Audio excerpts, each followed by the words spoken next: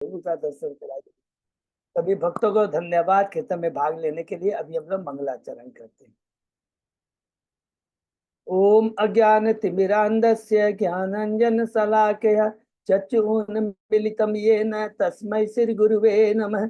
श्री चैतन्य मनोभीष्टं स्थापितं येन भूतले स्वयं रूप कदा मह्यं ददाति स्वपदान्तिकं। वन्देऽहं श्री गुरु श्री युगपद कमलं श्री गुरु वैष्णवांच च श्री रूपं साग्र जातं सहगण रघुनाथं वितं तं सजीवं स्वाधेतम सावधूतम परिजम सहितम कृष्ण चैतन्य देवम श्री राधा कृष्ण पादान सहगण ललिता श्री विशाखा वितांत च नम ओम विष्णु पादाय कृष्ण प्रेष्ठाय भूतले श्रीमते भक्ति वेदांत स्वामिन इति नामने नमस्ते सारस्वती देवे गौरवाणी प्रचारिणे निर्विशेषा शून्यवादी पाश्चात देश तारिणी वांछा कल्पतरुभ्यश्च कृपा सिन्धुभ्य एव च पतितानां पावनेभ्यो वैष्णवेभ्यो नमो नमः। नमो महावदान्याय कृष्ण प्रेम पदायते कृष्णाय कृष्ण चैतन्य नामने गौरत्विषे नमः। हे कृष्ण करुणा सिंधु दीन बंधु जगतपते गोपेश गोपिका कांत राधा कांत नमस्तुते। तप्त कांचन गौरांगी राधे बिंदाबनेश्वरी विषभानुसुते देवी परमामि हरि प्रिये। नीलांचल निवासाय नित्याय परमात्मने बलभद्र सुभद्रायां जगन्नाथाय ते नमः। जय श्री कृष्ण चैतन्य प्रभु नित्यानंद श्री अद्वैत गदाधर श्रीवासादि गौर भक्त बिंद मुखम करोति वाचालम पंगु लंघेगिम यत्कृपातमहं वंदे श्री गुरु मदीन तारिणं परमानंद माधवम श्री चैतन्य ईश्वरम। हरे कृष्ण कृष्ण कृष्ण हरे हरे हरे राम राम राम हरे हरे। श्री मंगलाचरण की जय। शिला प्रभुपाद की जय। हरे कृष्णा। आज के इस चेतन चरितामृत में सभी भक्तों का हार्दिक स्वागत है। सभी भक्तों के चरणों में मेरा सादर दंडवत प्रणाम है। गुरु आचार्य परम साधु वैष्णव की असीम कृपा से हम लोग से चेतन चरितामृत के ऊपर चर्चा कर पा रहे हैं। बहुत ही गुह्य विषय है। तत्व ज्ञान के ऊपर अभी हम लोग कर रहे हैं। छठे अध्याय में हम लोग 7वें अध्याय में लोग प्रवेश कर गए हैं। शीर्षक है भगवान चैतन्य के 5 स्वरूप। 6 अध्याय हमने कंप्लीट किए हैं। प्रथम 4 अध्याय हैं चेतन तत्व के ऊपर और उसमें मंगलाचरण के 6 श्लोक को हमने कवर किया है। प्रथम अध्याय में 2 श्लोक को कवर किया आउट ऑफ 6 में से जो 2 श्लोक हैं प्रथम अध्याय में कंप्लीट किया है, जिसके अंदर में कृष्णराज के विराज गोस्वामी किसके बारे में बताते हैं, नमस्कार करते हैं। किसको नमस्कार करते हैं? चैतन्य महाप्रभु को, कृष्ण को नमस्कार करते हैं। किस रूप में? गुरु के रूप में, भक्त के रूप में, ईश्वर के रूप में, अवतार के रूप में, प्रकाश के रूप में और अंतरंगा शक्ति के रूप में। ये बहुत इंपॉर्टेंट चीज है। एकले ईश्वर कृष्ण और सब भृत्या, केवल भगवान से कृष्ण ही एकमात्र ईश्वर और सभी भक्त की सेवा है, भले वो विष्णु तत्व क्यों ना हो। ये इतना सुंदर ज्ञान और उनको कहीं नहीं मिलेगा तत्व का ज्ञान। तो गुरु को बहुत डिटेल में बताया। गुरु को भगवान के समान ही समझना है, क्योंकि खुद चेतन बाबू कहते हैं कि मैं गुरु, भक्त, ईश्वर, अवतार और प्रकाश और शक्तियों के रूप में प्रकट करता हूँ, होता हूँ। तो गुरु के बारे में डिटेल में पढ़ा। भक्त के बारे में पढ़ा। भगवान के भक्त के निजी संगी होते हैं। अभी जो पढ़ा हमने ने शुद्ध भक्त और अंतरंग अंतरंग भक्त, जो कि 7वें अध्याय में अभी हम लोग पढ़ रहे हैं। बहुत ध्यान से है। शुद्ध भक्त में से जो अंतरंग भक्त कौन होते हैं ये हमने पढ़ा है। और उसके बाद में अवतार है भगवान के, अंशा अवतार, गुणा अवतार और सत्यावेश अवतार। और सबसे इंपॉर्टेंट बोलना थोड़ा ठीक नहीं रहेगा, पुरुषा अवतार को ध्यान में रखेंगे कि ये सारे जितने भी हैं हमारे लीला अवतार, सब शक्तियां, सब कहाँ से आते हैं? ये सब पुरुषा अवतार से आते हैं, अर्थात कारुण्यदक्षाय विष्णु और क्षीरोदय विष्णु से आते हैं। ये बहुत इंपॉर्टेंट चीज है, ये याद रखना। और उसके बाद में प्रकाश विग्रह, विलास विग्रह। भगवान का जब एक रूप होता है वो प्रकाश होता है, जब अलग रूप होता है विलास विग्रह। उदाहरण में सिंपल बोलेंगे, रस जब रासलीला के अंदर भगवान कृष्ण हैं, हजारों करोड़ों गोपियां होती है, करोड़ों रूप में अपने को प्रकट करता है, लेकिन एक ही रूप रहता है। और बलराम इनका हो गया दूसरा विलास रूप। और शक्तियां के बारे में पढ़ा, बहुत यहाँ पर बहुत हाई ग्रेड की शक्ति क्या बोला गया है कि 3 शक्ति है, वृंदावन की गोपियां, द्वारका की रानियां और बैकुंठ की लक्ष्मियां। अर्थात राधा रानी से ही गोपियां, गोपियों से ही सारी महर्षियां निकलती है, और उन्हीं से ही क्या है लक्ष्मियां, वैकुंठ की लक्ष्मियां निकलती है। ये तत्व हमने पढ़ा पहले अध्याय के अंदर में। और उसमें नमस्कार करते हैं कृष्णार्थ कविराज सभी को। और दूसरा नमस्कार करते हैं, विशेष नमस्कार भगवान श्री कृष्ण को या चेतन महाप्रभु को और नित्यानंद प्रभु को। क्योंकि कृष्ण भगवान क्या है या चेतन महाप्रभु को है भक्त रूप है, और नित्यानंद क्या भक्त स्वरूप है, माने अपने को ही कृष्ण विस्तार करते हैं नित्यानंद बलराम के रूप में। ये तत्व हमने बहुत अच्छे से पहले अध्याय के 2 श्लोकों में जाना। तीसरे श्लोक के अंदर में हमने पढ़ा चेतन महाप्रभु के तत्व के बारे में, ब्रह्म, परमात्मा और भगवान के बारे में। तीसरे अध्याय में पढ़ा हम लोगों ने कि भगवान के प्राकट्य के बाह्य कारण, तो 3 के बाह्य कारण क्या क्या है कि कृष्ण प्रेम को प्रदान करना था, वही कृष्ण प्रेम जिसके भी हम लोग अभी बात कर रहे हैं, कृष्ण प्रेम प्रदान करना था। दूसरा युगावतार, कलयुग का युग धर्म है हरि नाम कीर्तन। और तीसरा अद्वैताचार्य, जो कि स्वयं कौन है अद्वैताचार्य, कानोदक्षाय विष्णु है, जो कि भक्त के रूप में आते हैं। पहले तो सृष्टि के रूप में आते हैं और फिर भक्त के रूप में आते हैं, वही अद्वैताचार्य हुंकार करते हैं तो चेतन महाप्रभु आते हैं। ये तीसरे अध्याय में 3 कारण सबको क्लियर है। चौथे अध्याय में हमने पढ़ा चेतन महाप्रभु के प्राकट्य के आंतरिक कारण, अंतरंग कारण। क्या अंतरिंग कारण है कि जो कृष्ण का दिव्य प्रेम है इतना उच्च कोटि का है, जिसके प्रति राधा रानी आकर्षित होती है। तो और उस आकर्षण में, उस दिव्य प्रेम का आनंद, दिव्य प्रेम की भक्ति करने में राधा रानी को क्या आनंद मिलता है।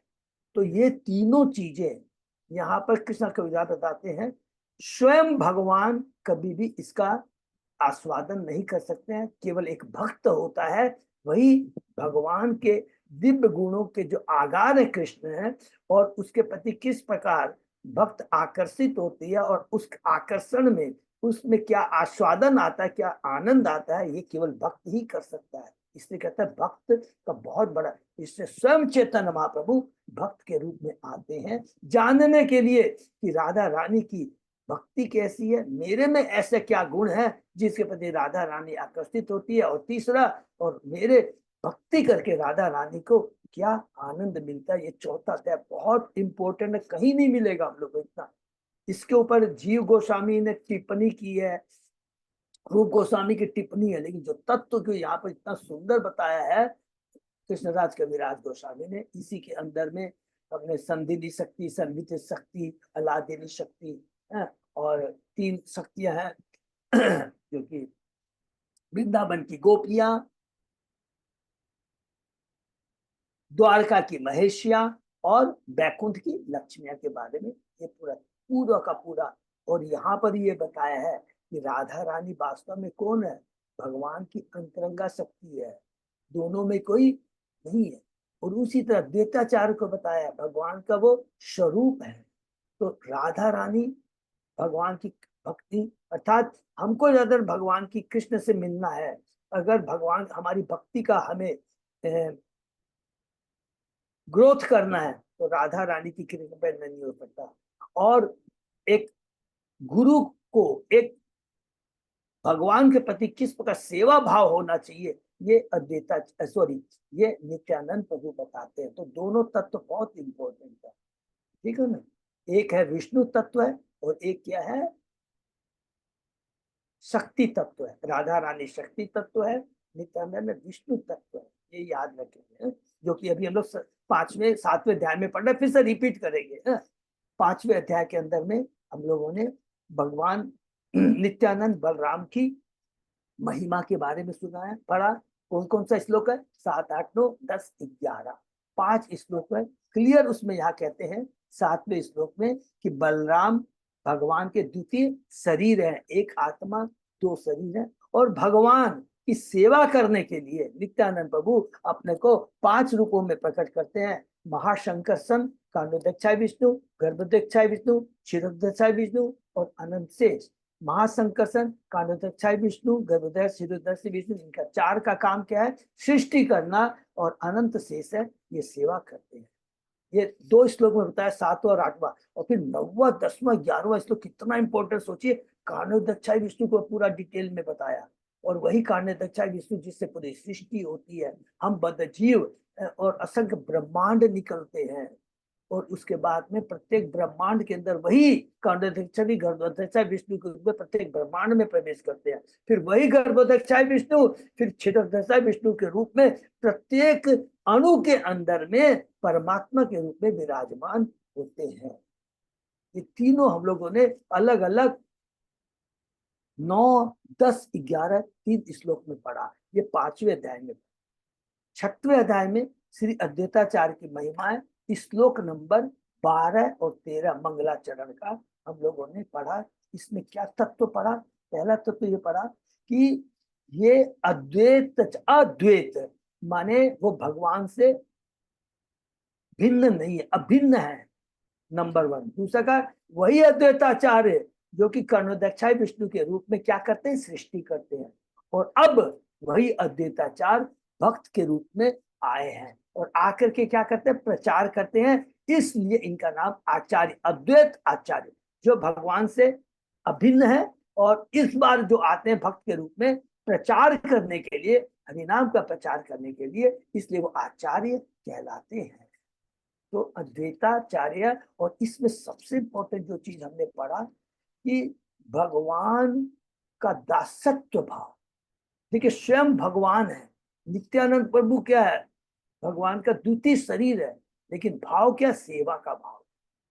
और इसलिए जब भी हमने उदाहरण क्या दिया गया, ब्रह्मा, शिव, इवन वृंदावन के अंदर में जितने भी शाखा हैं, जितने भी गोपियां हैं, इवन नंद बाबा और यशोदा, भले ही वो पिता का रोल कर रहे हो, माता का रोल करो, लेकिन भाव क्या है? सेवा का भाव। तो सेवा इतनी इंपॉर्टेंट है, सेवा भाव में ही दिव्य आनंद है, सेवा में ही भगवान की प्राप्ति है। सेवा के माध्यम से हमें दिव्य ज्ञान का स्वतः भगवान अपने को प्रकाशित करते हैं। सेवा भाव होना बहुत जरूरी है। ये चीज 6ठे अध्याय में हमने पढ़ा बहुत डिटेल में। 7वां अध्याय जो अभी हम लोग पढ़ रहे हैं, भगवान चैतन्य के 5 स्वरूप, उसमें हम लोगों ने बहुत इंपॉर्टेंट क्या है कि ये 5 तत्व कौन कौन है, रिपीट कर लेते हैं ना। श्लोक नंबर 6 में बहुत अच्छे से लिखा है। कृष्ण या चेतन महाप्रभु कौन है? भक्त रूप है। नित्यानंद क्या है? भक्त स्वरूप है, भक्त के विस्तार है। अद्वैताचार्य कौन है? भक्त अवतार है। श्रीवास कौन है? शुद्ध भक्त है। और राधा रानी, गदाधर पंडित राधा रानी भक्त शक्ति है। ये यहाँ पर क्लियर, एक पहली चीज जो लिखा। फिर दूसरी बात कहते हैं, कृष्ण का दिव्य माधुर्य इतना अद्भुत है कि स्वयं कृष्ण इसका आस्वादन लेने के लिए भक्त का रूप धारण करते हैं। ये चीज। फिर तीसरी इंपॉर्टेंट बात कही है, सबको याद है, फिर भी रिपीट करने का। इन 5 में से 3 जो तत्व है आश्रय तत्व है, अर्थात विष्णु तत्व है, अर्थात आराध्य है, जो सेवा ग्रहण करते हैं। और बाकी जो 2 तत्व हैं, गदाधर पंडित और श्रीवास, वो कौन से हैं? वो आराधक है, माने सेवा करते हैं। एक ये पर। और उसके बाद अब 3 तत्वों को लीजिए, जो तीनों विष्णु तत्व हैं, उसके अंदर में चैतन्य प्रभु, चैतन्य भगवान को ना महाप्रभु है, और अद्वैताचार्य और नित्यानंद क्या? प्रभु हैं। महाप्रभु अर्थात केवल कृष्ण ही भगवान है, और बाकी सब भृत्य। ये श्लोक बहुत तत्व को करेंगे। इवन नित्यानंद प्रभु अद्वैताचार्य आते हैं, वो भृत्य का काम करते हैं, दास का काम करते हैं, सेवा का काम करते हैं। ये प्लीज बिल्कुल मत भूलिएगा, ये बहुत बड़ा तत्व है। उसके बाद में आगे हम लोग ने ये तत्व को बताने के बाद में यहाँ लिखा है, भगवान के असंख्य भक्तों में श्रीवास ठाकुर प्रमुख हैं जो शुद्ध भक्त है।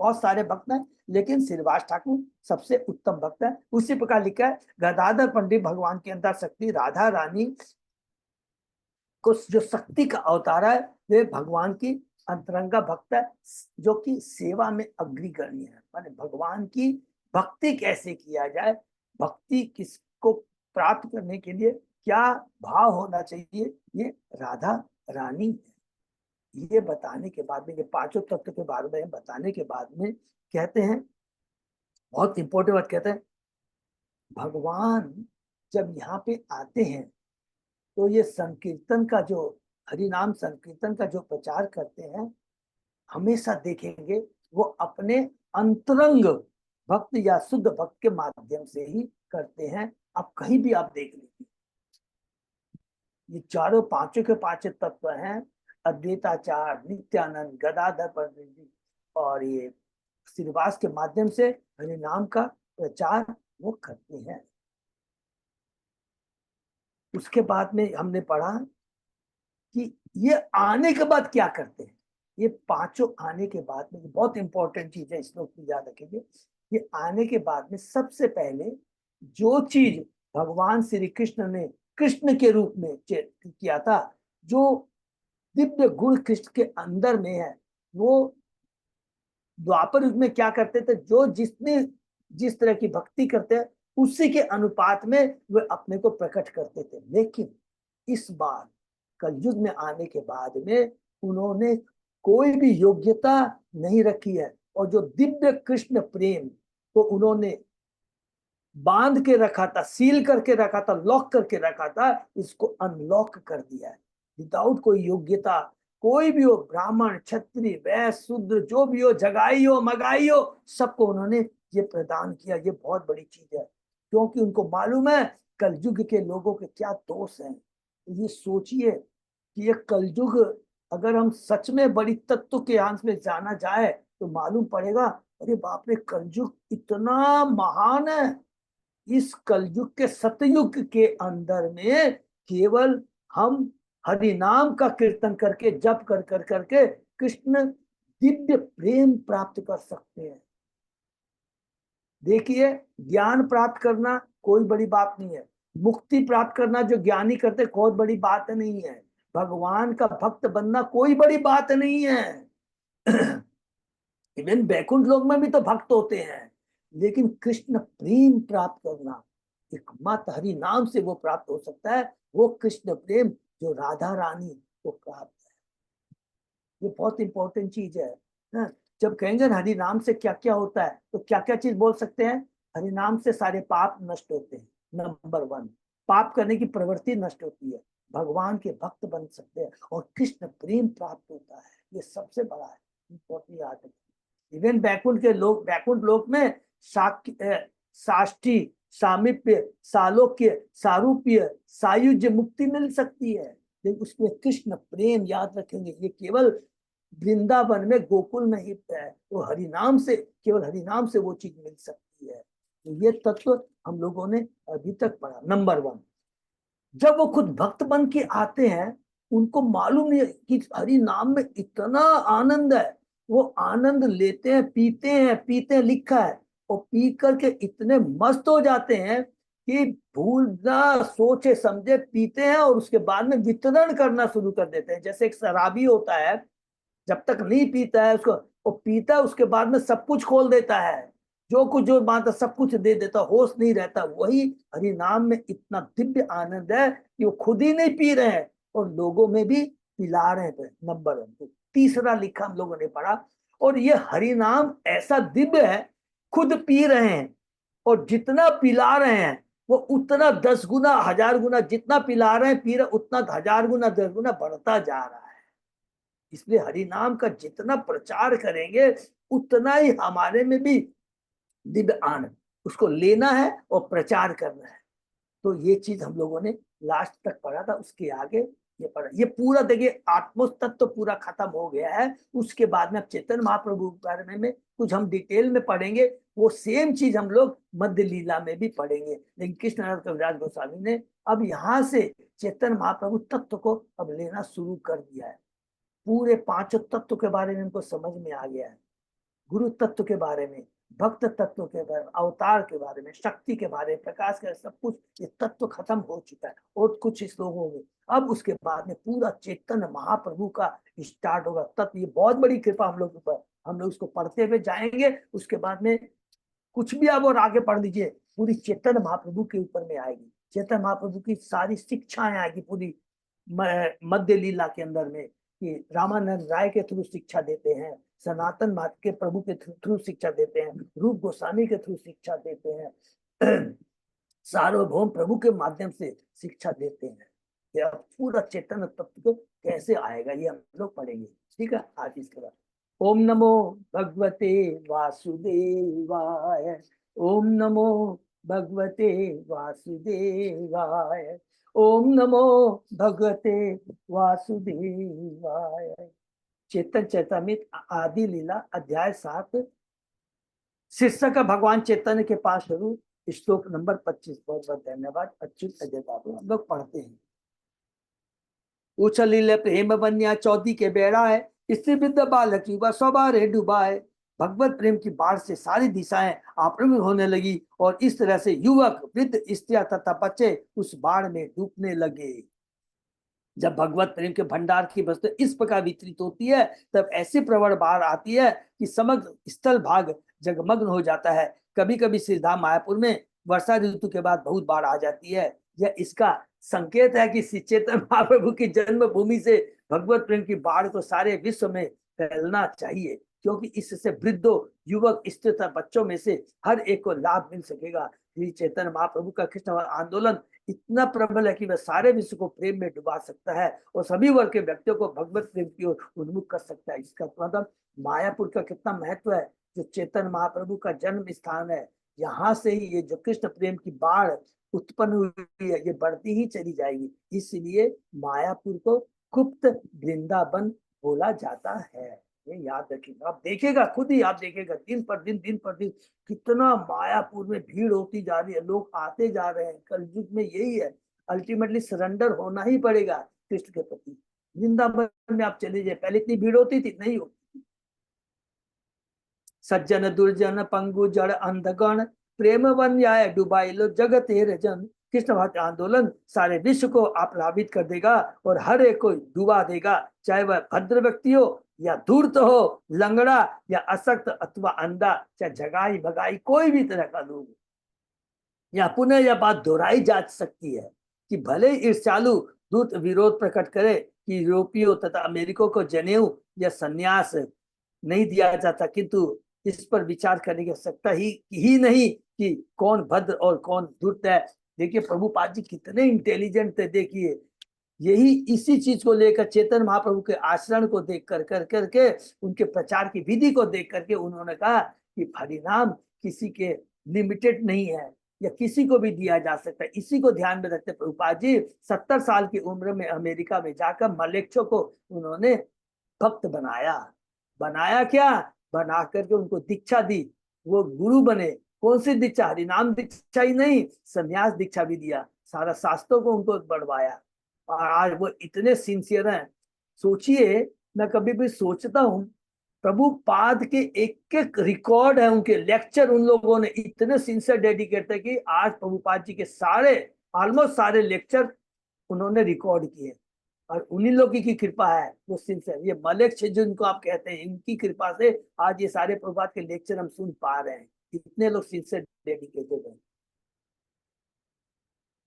जो बाहरी मांस मज्जा पर ध्यान नहीं देता, यह पंच तत्व के निर्देश के अनुसार समुचित रीति से चलाया जा रहा है और इसमें विधि विधानों का कड़ाई से पालन, तो अतएव इसे बाह्य अवरोधों से कुछ भी लेना देना नहीं है।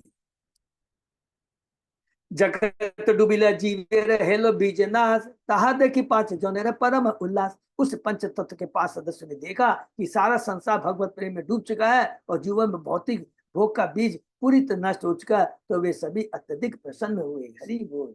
इस संदर्भ में श्री भक्ति शास्त्र ठाकुर ने अपने अनुभाष्य में लिखा है कि क्योंकि सारे जीव भगवान की तटस्था शक्ति से संबंधित है, अतः प्रत्येक जीव में कृष्ण भावना होने की सहज प्रवृत्ति है, क्योंकि वह भगवान की तटस्थ शक्ति है।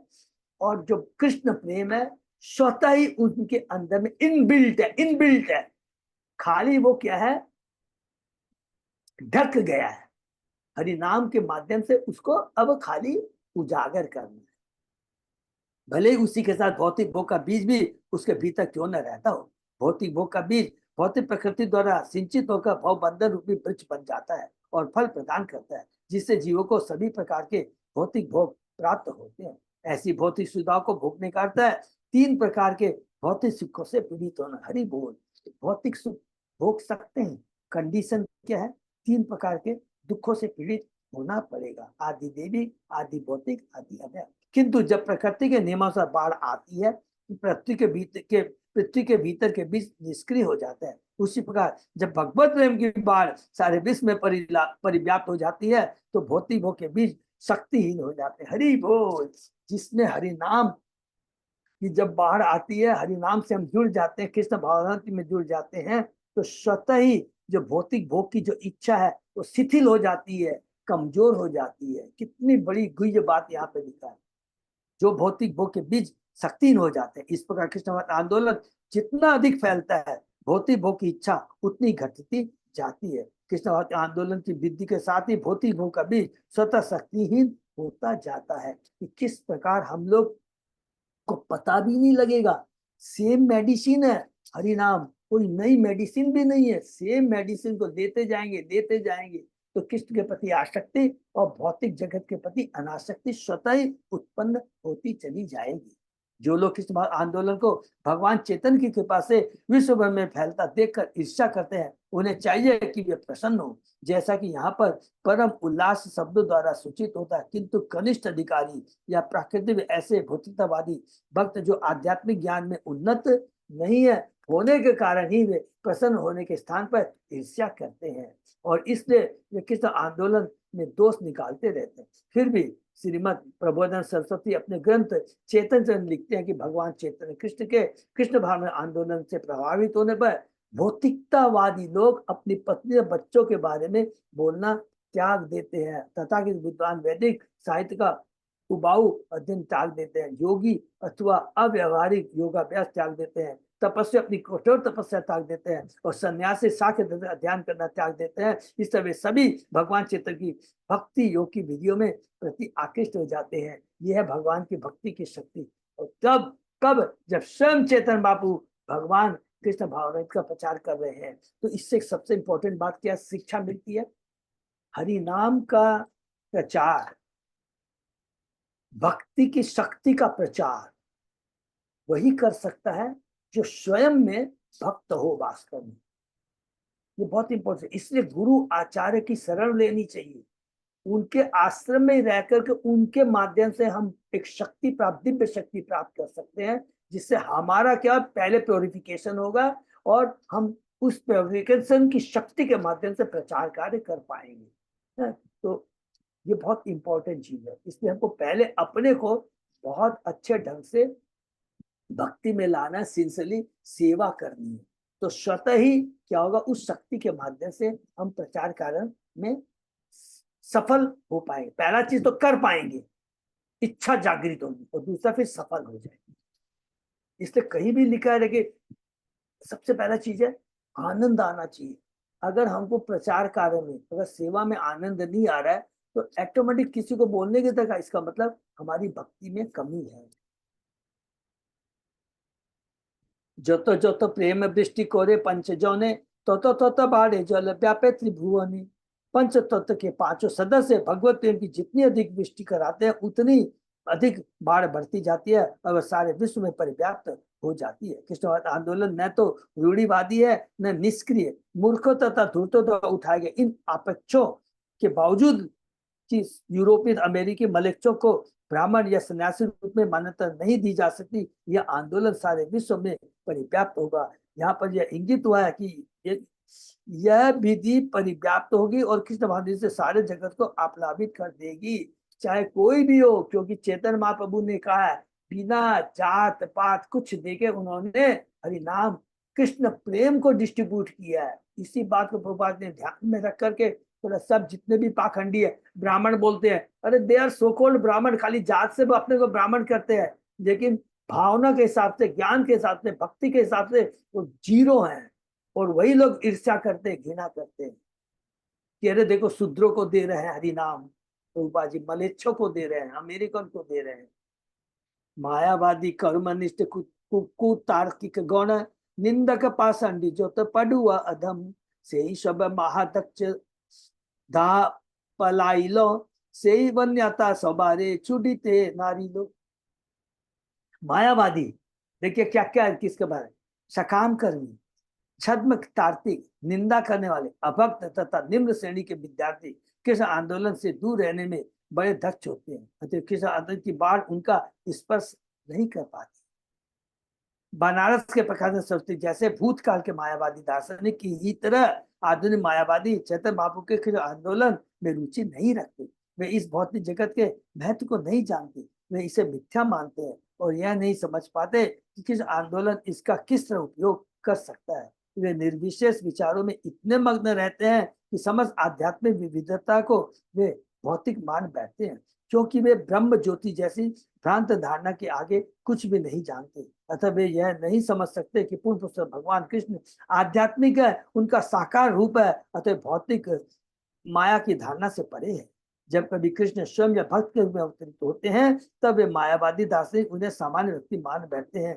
भगवद गीता में इसकी भर्सना की गई है, अवजानन्ति माम मूढ़ा मानुष्य तनुमासितम परम भाव अवजानन्तो मत मम भूत महेश्वरम। जब मैं मनुष्य रूप में अवतरित होता हूँ तो मूर्ख लोग मेरा उपहास करते हैं, वे सबके परमेश्वर के रूप में मेरे दिव्य स्वभाव को नहीं जानते, मेरे दिव्य जन्म को, दिव्य स्वभाव को, जन्म कर्म चाहे दिव्य। यहाँ पे जाकर 9 वर्ष बहुत इंपॉर्टेंट श्लोक है। तब कहते हैं, भगवान कहते हैं, देखिए पहले ही 4थे अध्याय में भगवान कहते हैं कि मेरा जो जन्म होता है और मेरे जो कर्म होते हैं वो साधारण नहीं है, दिव्य होते हैं, उसके बावजूद भी लोग उसको साधारण मानते हैं। तब भगवान ने गीता के 9वें अध्याय के 11वें श्लोक में आके कहता है उस तरह के लोग है अवजानन्ति माम मूढ़ा, वो मूढ़ ही लोग है, मूढ़ है, गधे हैं, मूर्ख है। ऐसे अन्य ठग व्यक्ति भी होते हैं जो अपने आप को भगवान का अवतार बताकर भगवान के अवतरित होने की घटना का दुरुपयोग करते हैं और इस तरह अबोध जनता को ठगते हैं। ईश्वर के अवतार को शास्त्र में दिए गए कथनों की कसौटी पर खरा उतरना चाहिए और असाधारण कार्य करने चाहिए। हमें चाहिए कि किसी धूर्त को ईश्वर का अवतार न माने, अपितु भगवान की ही तरह कार्य करने की उनकी क्षमता की परीक्षा ले। अर्थात भगवान का जो अवतार होते हैं उनके अलग अलग लक्षण होते हैं, सब हमने पढ़ा है ना कि उनमें चिपाओं में, हाथों में उनके अलग अलग तरह के चिन्ह होते हैं, नंबर 1। दूसरा, उनके जो कार्य होते हैं बस दिव्य होते हैं। तो कोई भी पूछेगा दिव्य कार्य कौन सा हुआ, हम लोगों को पढ़ा, वृंदावन भगवान ने 3 महीने के थे तो उन्होंने कितने बड़े बड़े असुरों को मारा, पुतना को मारा, अगासुर, बकासुर, अलग अलग होता। तो कोई कर सकता है नंबर 1? कोई अपनी चुटकी अंगुली में गोवर्धन पर्वत को उठा सकता है? तो ये चीज दिखाना है। तो उदाहरणार्थ कृष्ण ने अर्जुन को भगवत का उपदेश दिया और जिनने भी कृष्ण को पूर्ण पुरुषोत्तम भगवान मानकर हमारे समझने के लिए भगवान से प्रार्थना की कि वे अपना विराट रूप प्रकट करें, हरि बोल। इससे उन्होंने कृष्ण की परीक्षा ली कि वे सचमुच भगवान है। परीक्षा लेने का मतलब है हम बद्ध जीवों को प्रूफ करने के लिए कि देखो कृष्ण भगवान है। इससे उन्होंने कृष्ण की परीक्षा ली कि वे सचमुच भगवान है या नहीं। इसी पर हमें चाहिए कि ईश्वर के तथाकथित अवतार की परीक्षा हम आदर्श मापदंड से अनुसार करें। हमें चाहिए कि हम उनकी योग शक्तियों के प्रदर्शन से भ्रमित न होकर शास्त्रों के कथन ईश्वर के तथा अवतार की परीक्षा ले। ये बहुत इंपॉर्टेंट लाई है।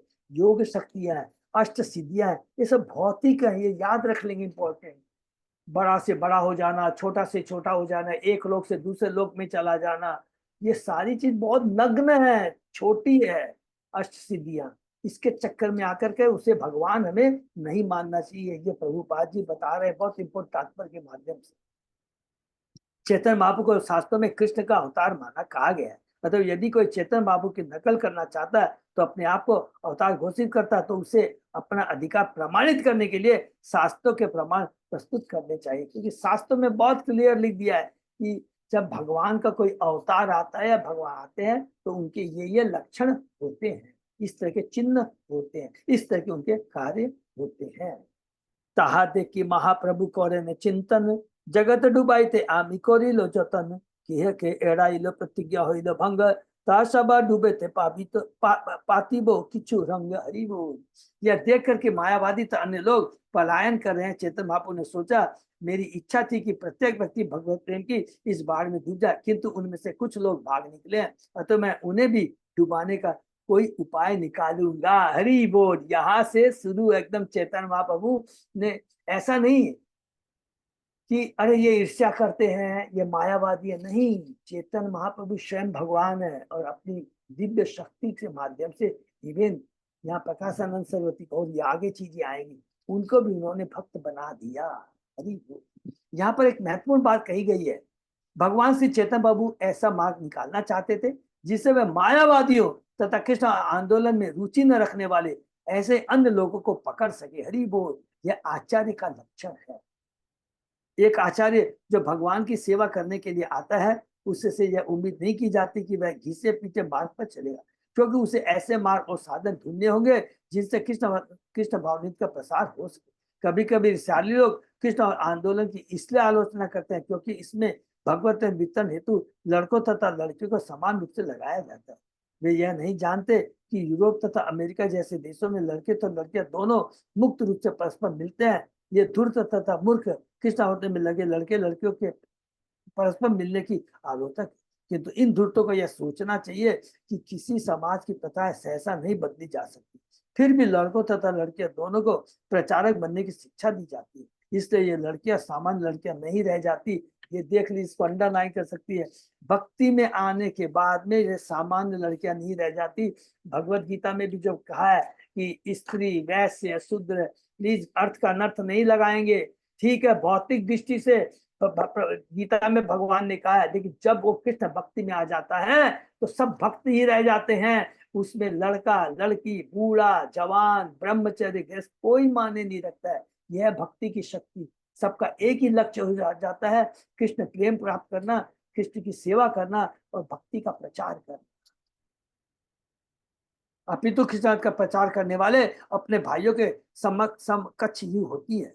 इसलिए आध्यात्मिक कार्यों में लड़कों तथा लड़के दोनों को लगाना कृष्ण आंदोलन के प्रचार की दृष्टि से एक नीति है। जो इस सालू मूर्ख लोग लड़कों लड़कियों के परस्पर मिलने की आलोचना करते हैं, उन्हें अपनी मूर्खता से ही संतुष्ट रहना पड़ेगा, क्योंकि वे सोच ही नहीं सकते कि कृष्ण का प्रचार करने के लिए किस तरह से इस कार्य के लिए उपयुक्त साधनों का उपयोग किया जाए।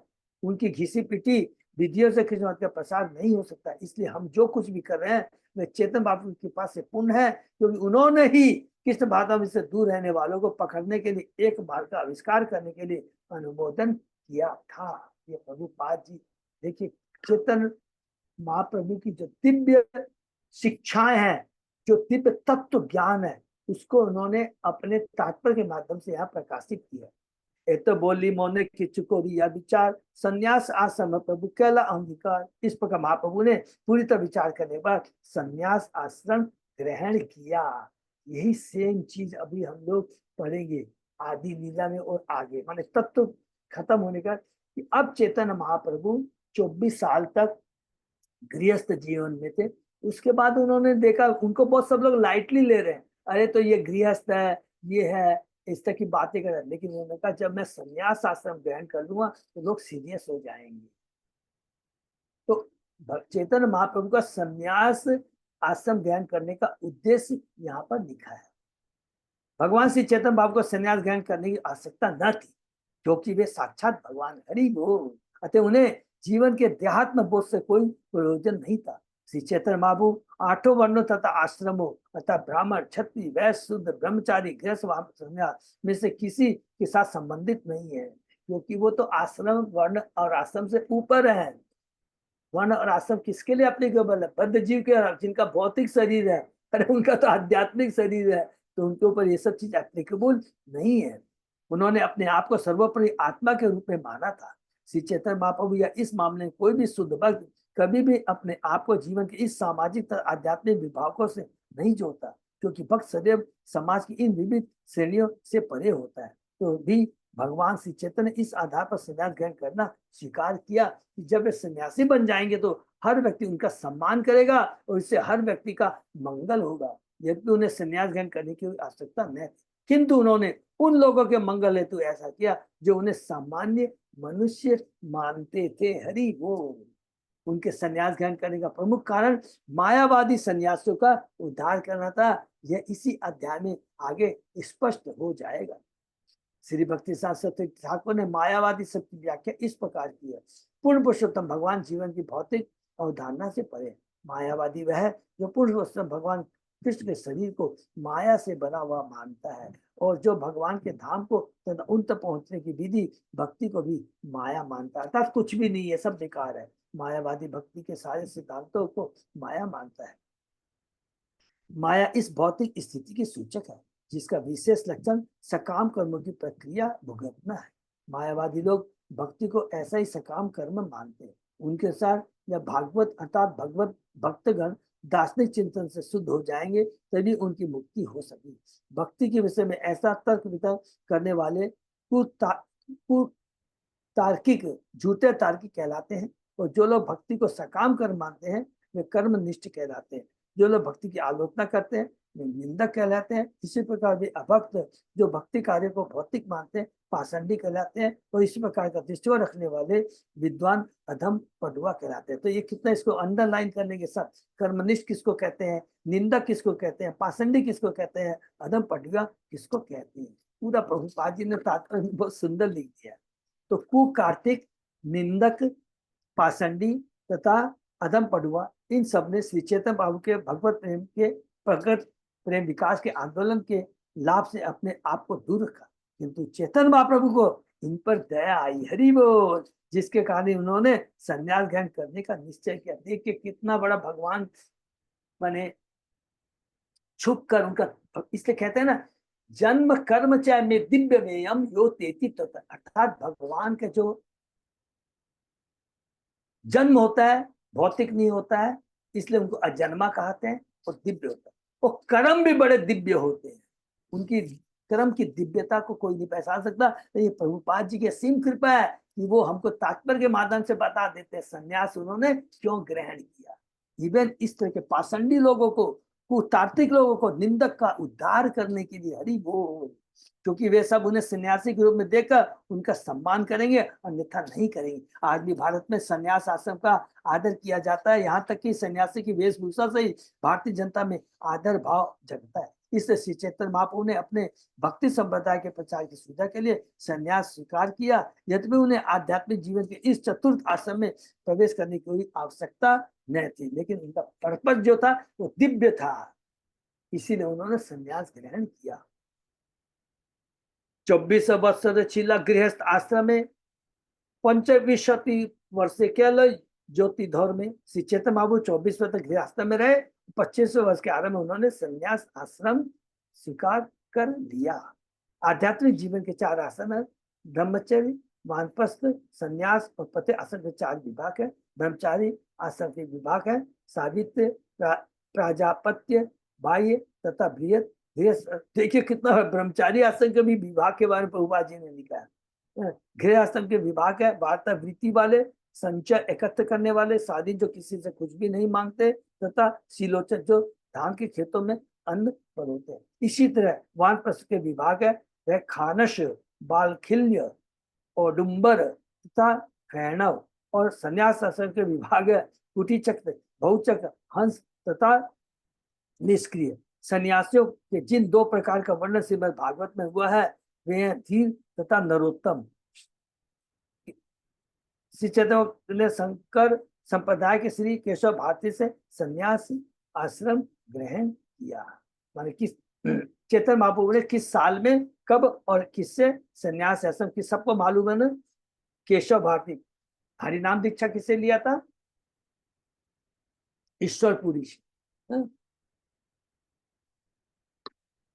संन्यास कोरिया प्रभु के आकर्षण जत के पाला आईच तार्किक आदिगण।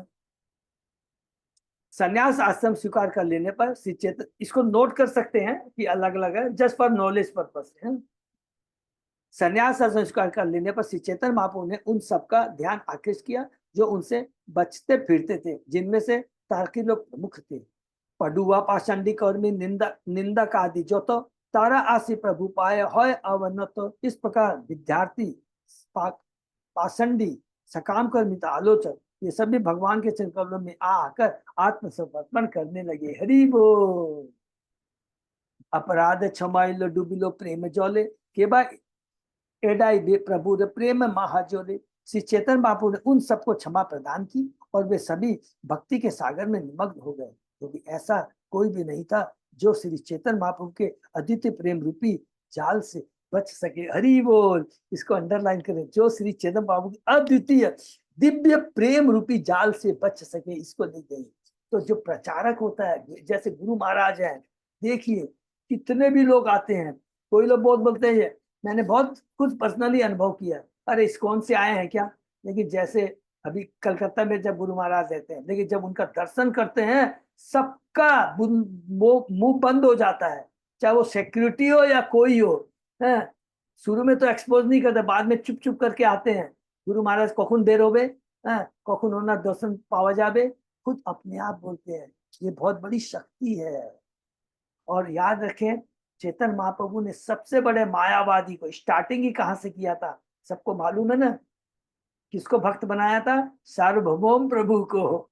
सबसे पहले पुरी में जाके सार्वभौम प्रभु, जो इतने बड़े मायावादी थे, वो कितने बड़े परम भक्त बन गए। हरि बोल।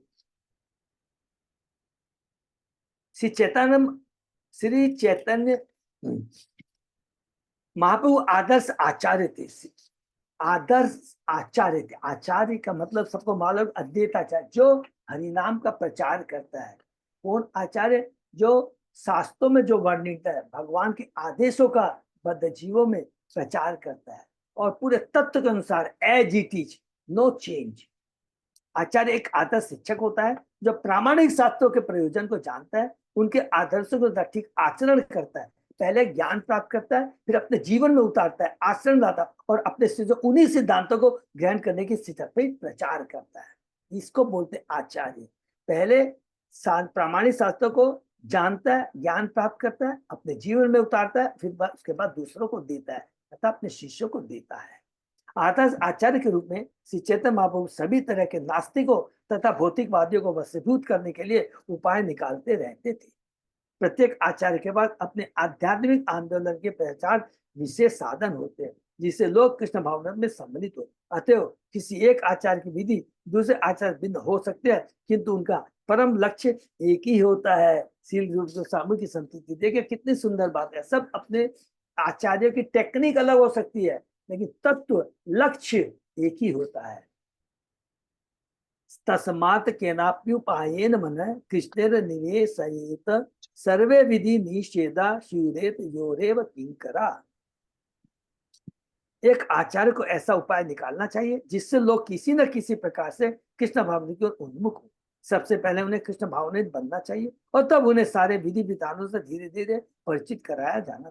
हम अपने कृष्ण आंदोलन में श्री चैतन्य बाबू की इस नीति का अनुसरण करते हैं। उदाहरणार्थ पाश्चात्य देशों में लड़के तथा लड़कियां मुक्त रूप से परस्पर मिलते थे, अतः उन्हें कृष्ण भावनामृत के प्रति आकर्षित करने की उनकी आदतों तथा प्रथाओं के विषय में विशेष छूट देने की आवश्यकता है।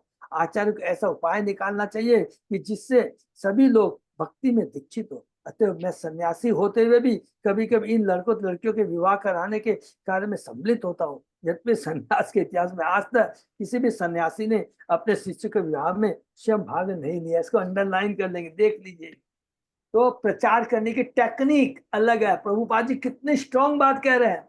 अरे सन्यासी को तो दूर दूर तक लड़के लड़कियों से दूर, लेकिन नहीं, उद्देश्य क्या है? हरिनाम का प्रचार कर, अपने जीवन में अपने आचरण में ज्ञान को भक्ति को लिया है और उस भक्ति की शक्ति से बिना निर्भय होकर के, क्योंकि जो भगवान का भक्त होता है उसमें दिव्य शक्ति आती है, भगवान के शरण में जाता है, वो भगवान पर निर्भर हो जाता है और निर्भर होकर भगवान वो निर्भय हो जाता है और किसी से उसको डर नहीं लगता। क्यों भी बहुत सेम चीज यहाँ पर प्रभुपाद जी स्वयं अपने बारे में कह रहे हैं।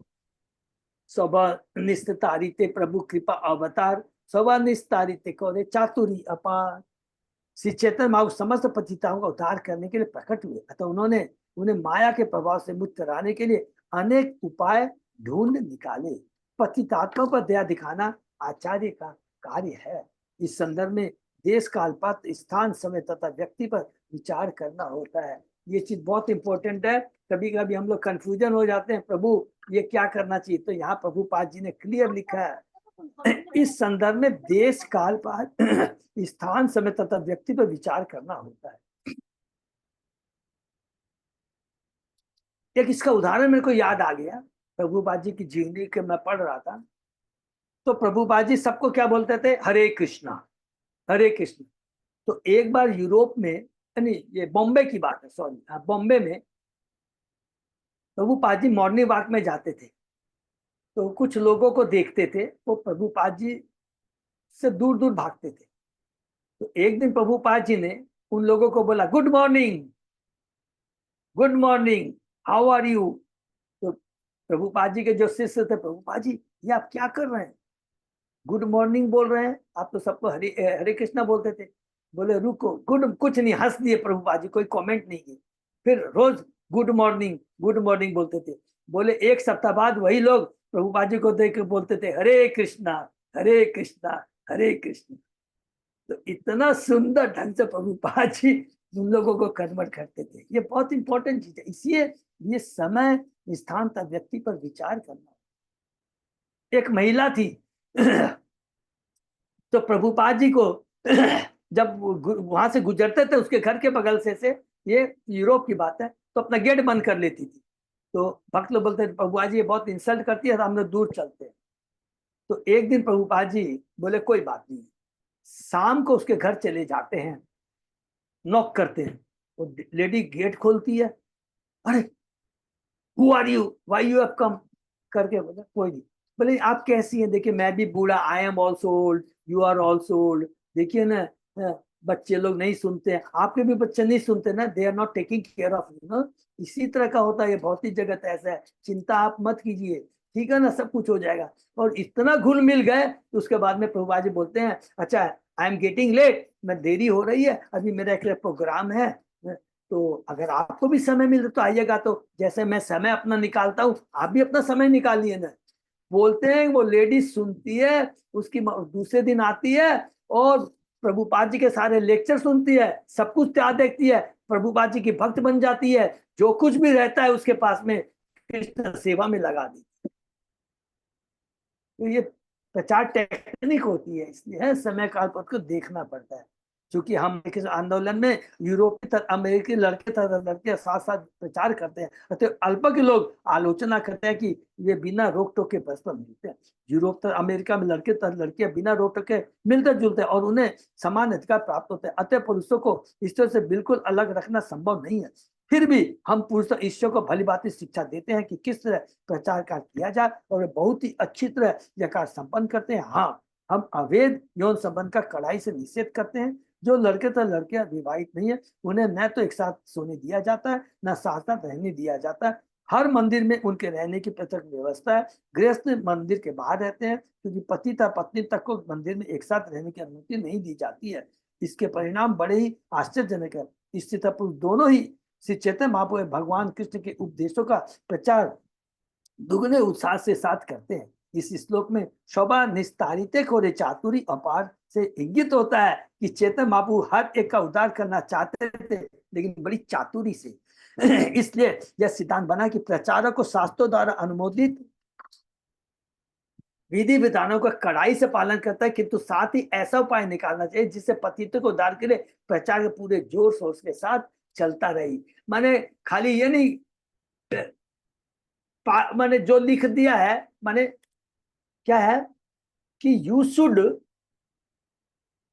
Not surrender your intelligence, you should surrender with intelligence.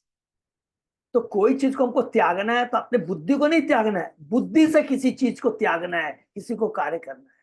ये बहुत इंपॉर्टेंट चीज है, ये याद रखना। तबे निज भक्त कहलो जो तो मालिक छादी, सबे एड़ाई लो मात काशी रे मायावादी। प्रभु जी यही विराम देखिए। यही विराम भाई मैं देखा, बहुत बड़ा है। तो आज हम लोगों ने ये पढ़ा, बहुत सुंदर है। अब पूरे तत्व हम लोगों ने पढ़ लिए। पूरे इस 7वें अध्याय के सपोज कीजिए 30वें श्लोक तक या 30-32 श्लोक तक के पूरा तत्व समझ में आ गया। अब उसके बाद में अब चैतन्य महाप्रभु कौन है? कृष्ण ही एकले ईश्वर और सब भृत्या।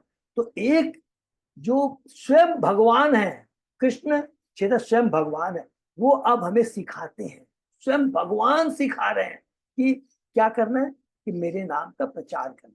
लेकिन प्रचार करते समय we have to apply your intelligence. समझे, ये बहुत जरूरी है। शास्त्र में भी जो बात लिखी है उसको समझना है, उसके गूढ़ रहस्य को समझना है। खाली बाहरी दृष्टि से लगता है अरे ये तो बहुत खराब लग रहा है, अरे प्रभुपाद जी खुद ही ज्ञान देते हैं कि लड़के लड़कियों को नहीं मिलना, लेकिन यहाँ नहीं। हरि नाम की वो शक्ति है नंबर 1, और जो प्रचार करता है उसमें इतनी दिव्य शक्ति होती है क्योंकि वो पूर्ण रूप से भगवान को समर्पित होता है, भगवान के संरक्षण में रहता है, और उसी भगवान की भक्ति की शक्ति को, उस विश्वास को लेकर जब वो प्रचार कार्य करता है तो भगवान उसमें मदद करते हैं। आप सोचिए, प्रभुपाद जी ने 4 रेगुलेटरी प्रिंसिपल दिया, उसमें एक क्या, अभेद संग, याद है सबको, लिखा अभेद संग, लेकिन उसका मतलब समझना है, यहाँ क्लियर प्रभुपाद जी ने कह दिया। लेकिन भक्ति करते रहेंगे, प्रचार की भावना रहेगी, एक लक्ष्य दिमाग में रहेगा, तो ये विकार, ये गलत चीजें मन में आएगी ही नहीं। तो बहुत इंपॉर्टेंट चीज, ठीक है। फिर भी प्रभुपाद जी ने कहा नियम को पालन करना, क्यों? क्योंकि माया बहुत प्रबल है, बड़े बड़े योगी तक भ्रमित हो जाते हैं। लेकिन जहां भगवान की शक्ति, देखिए प्रचार कार्य हम लोग माता जी प्रभु जी हम लोग से करते हैं, कभी कितना आनंद आता है, क्योंकि उसके कारण क्या है, हरिनाम से हम लोग जुड़े हुए हैं, भक्तों के संग जुड़े हुए हैं, आचार्यों के संग जुड़े हुए हैं। तो ये बहुत जरूरी है। तो इसलिए जब भी प्रचार करें कि घबराना नहीं है, कोई क्या बोले मतलब नहीं है, मेरी भावना कैसी है, मेरा लक्ष्य केवल है चैतन्य महाप्रभु के शिक्षाओं को, के आदेश को पूरा करना। जारे देखो तारे को कृष्ण उपदेश, अमर आज्ञा गुरु हो तारे उपदेश। जारे देखो तारे कहो, कभी प्रभुपाद जी चैतन्य महाप्रभु ने नहीं लिखा कि ऐसे ऐसे लोग को देखे, नहीं, कुछ भी, सभी उनकी आत्मा है। तो ये भाव लेकर हम करेंगे तो कभी भी कंफ्यूज नहीं होंगे। ठीक है, हरे कृष्ण।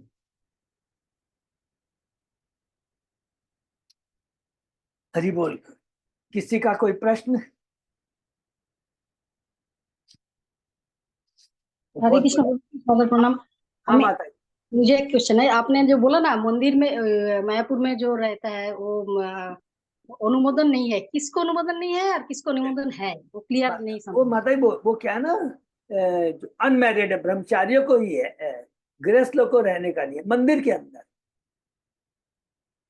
लेकिन प्रभु जी बहुत लेडीज को देखा मैंने, उधर ही रहता है, उसके बेटी के साथ एक जन देखा था मैंने।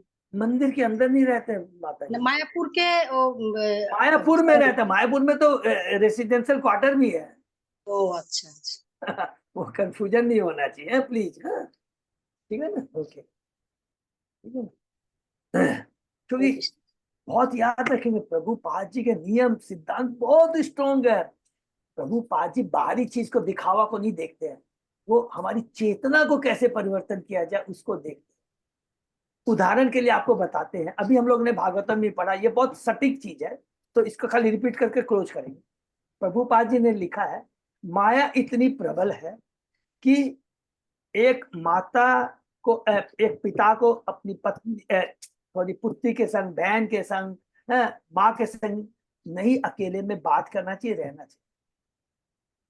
लेकिन फिर उन्होंने कहा है कि नारद मुनि माता कयादु को अपने आश्रम में रखते थे, कोई नहीं था, प्रहलाद महाराज उनके घर में थे, तो वार्निंग देते हैं ये चीज हम जैसे भद्र लोगों पर एप्लीकेबल है, लेकिन जो 3 गुणों से ऊपर है, गुणातीत हैं, उनके ऊपर एप्लीकेबल नहीं है। जब हमारी चेतना में इतना उच्च कोटि पे आ जाएंगे ना, कभी भी विचार तक नहीं आएगा, सोच भी नहीं पाएंगे। तो ये तत्व ज्ञान बहुत इंपॉर्टेंट, एकमात्र प्रभुपाद जी हमें दे पाए हैं। हरिदास ठाकुर को आप देख लीजिए, वैश्या आती है, कितना प्रलोभन देती है, उस वो परिवर्तित हो जाती है, वो भगवान की भक्त हो जाती है, लेकिन हरिदास ठाकुर के कोई असर नहीं होता है। तो हीरा की ये कीमत होती है, प्योरिटी इज द फोर्स। ठीक है ना, प्योरिटी इज द फोर्स। हरे कृष्ण। यही पर हम लोग विराम। अजय प्रतापू और कुछ है प्रभु? नहीं है? नहीं प्रभु जी।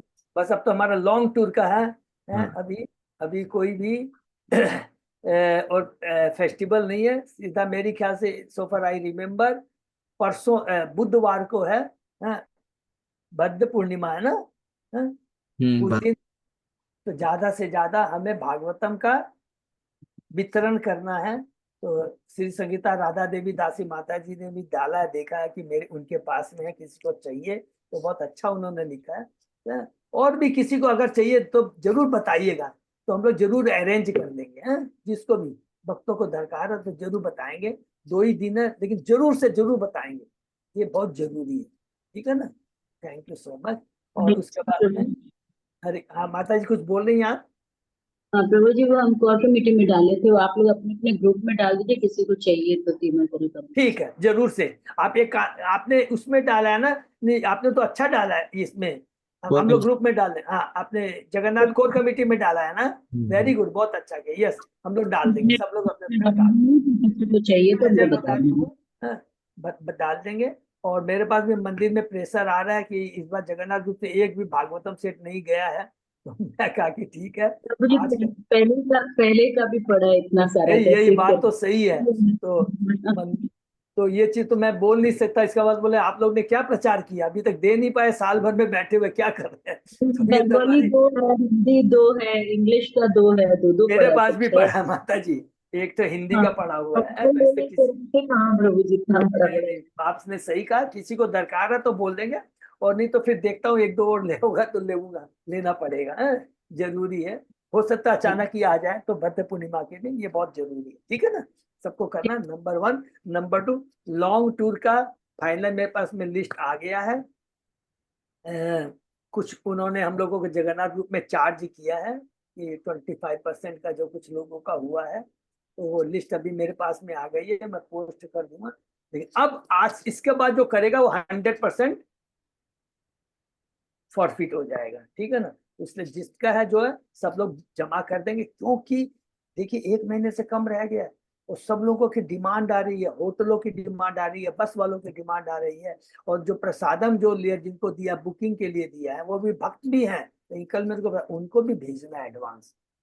बिना एडवांस में लोग अरेंजमेंट नहीं कर सकते ना, तो ये सब लोग जमा कर देंगे प्लीज। है आजकल के अंदर। हरे कृष्ण। हरे कृष्ण। सही भक्तों को बहुत बहुत धन्यवाद। ऐसे शनि विराम देते हैं, फिर कल सुबह 7 बजे।